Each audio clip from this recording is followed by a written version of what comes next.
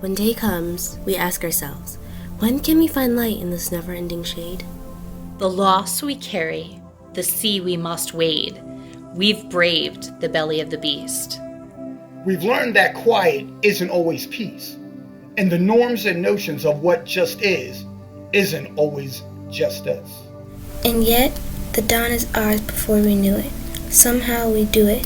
Somehow we weathered and witnessed a nation that isn't broken but simply unfinished. We the successors of a country and a time where a skinny black girl, descended from slaves and raised by a single mother, can dream of becoming president, only to find herself reciting for one. And yes, we are far from polished, far from pristine, but that doesn't mean that we are striving to form a union that is perfect.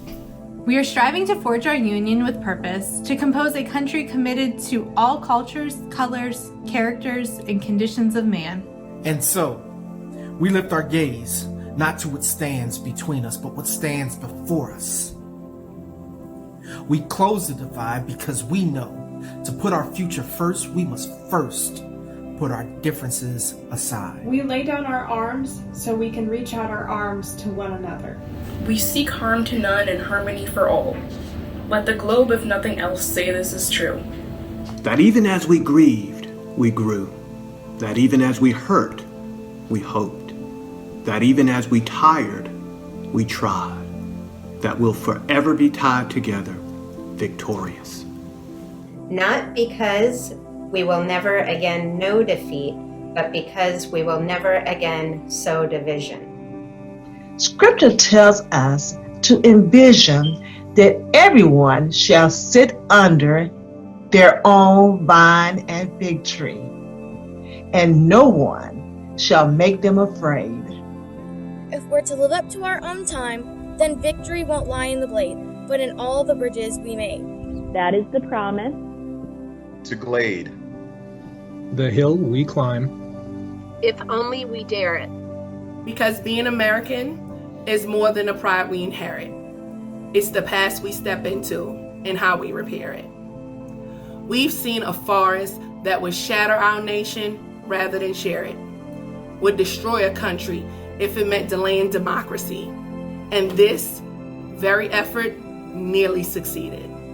But while democracy can be periodically delayed, it can never be permanently defeated.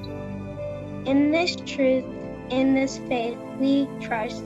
For a while we have our eyes on the future, history has its eyes on us. This is the era of just redemption. We feared it at its inception.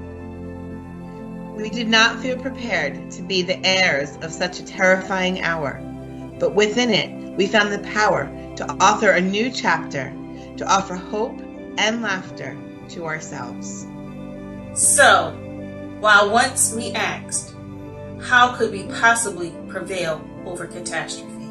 Now we assert, how could catastrophe possibly prevail over us? We will not march back to what was, but move to what shall be, a country that is bruised but whole, benevolent but bold, fierce and free.